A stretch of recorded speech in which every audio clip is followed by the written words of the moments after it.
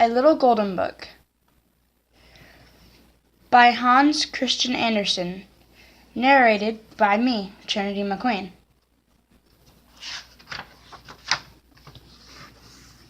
On one summer day, a mother duck's eggs began to crack. 6 little ducklings broke out from their shells. "Peep, peep," they cried. "Are you all here?" the mother asked. 1, 2, 3, 4, 5, 6, she counted. One egg, much bigger than all the others, had not yet hatched, so the mother duck sat and sat on the big egg, and at last it began to crack. "Peep, peep," cried the new duckling. Leading her brood into the pond, the mother gasped when she saw the new duckling waddling along, for he was big and ugly. "He does not look like the others," she thought. "I wonder if he can swim." The duckling splashed into the water with the strange, ugly duckling last of all. He swam merrily with the rest. The mother was pleased. After a long swim, she marched her children into the barnyard to meet the other birds. "Look at that big ugly one," some other ducks murmured. They began to laugh and peck at him. "Leave him alone," the mother cried. "He swims well, and he will grow to be a fine drake, I'm sure." But day after day, the poor duckling's life in the barnyard grew worse. Not only did the ducks make fun of him, but the chickens and the turkeys did as well. Finally, he could stand no more teasing and ran away. The duckling soon came to the swamp that was surrounded by the woods. He fell asleep along the rushes under a friendly moon. The ducklings swayed along in the rushes for 2 whole days. Then 2 wild geese came by, wanting to pass the time.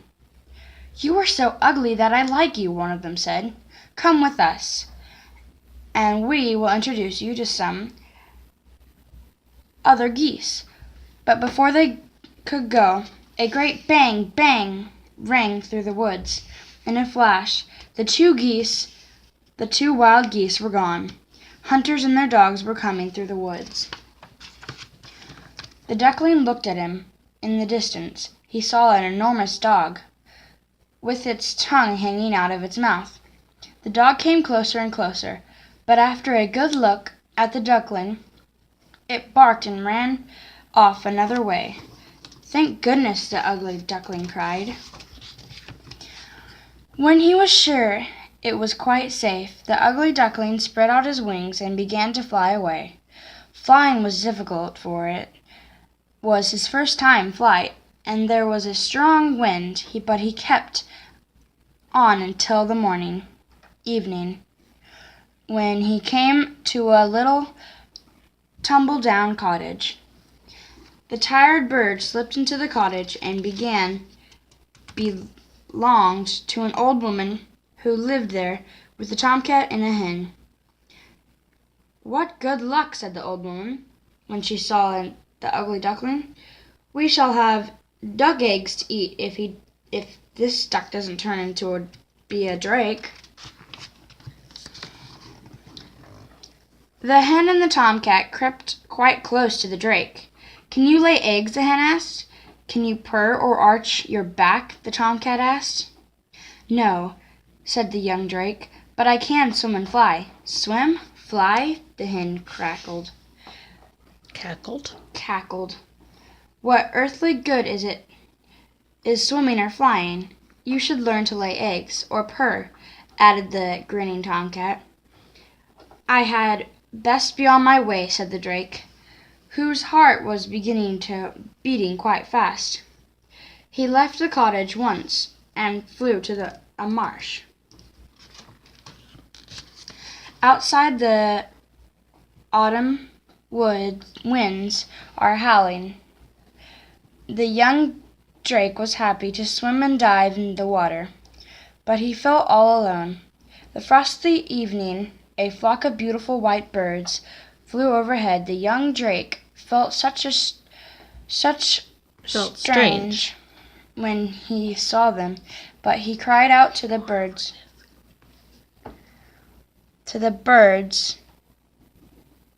Flew overhead. The young drake felt strange. When he saw them, he cried out to them and spun around in the water. But soon the large birds were out of sight. The weather grew colder, and one night the pond froze. The drake was stuck in the frozen ice. The next morning, a kind peasant came by.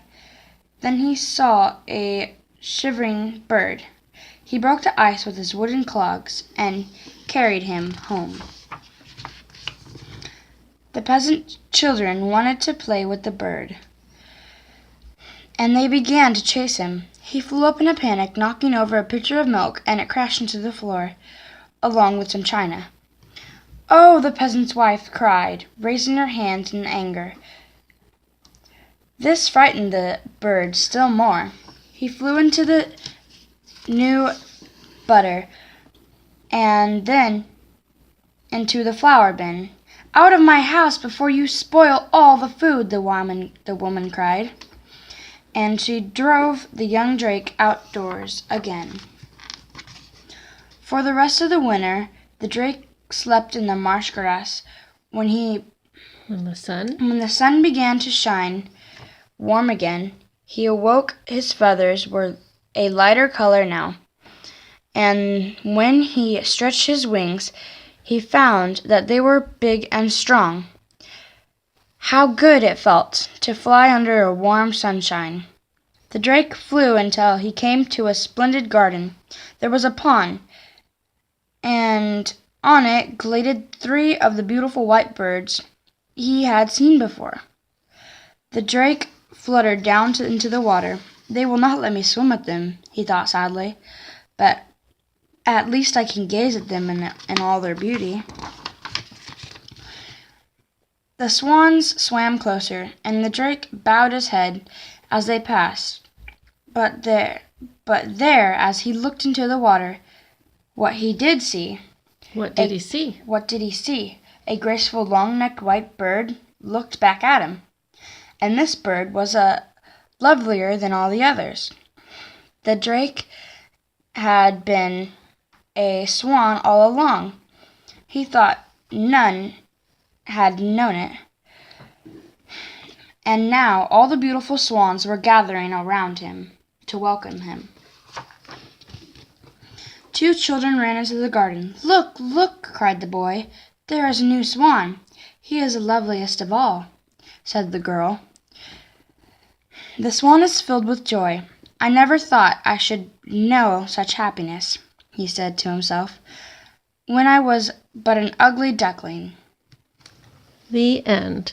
This has been the story of the Ugly Duckling. If you would like to read it to your own children or grandchildren, you can get it at the link below. Thank you.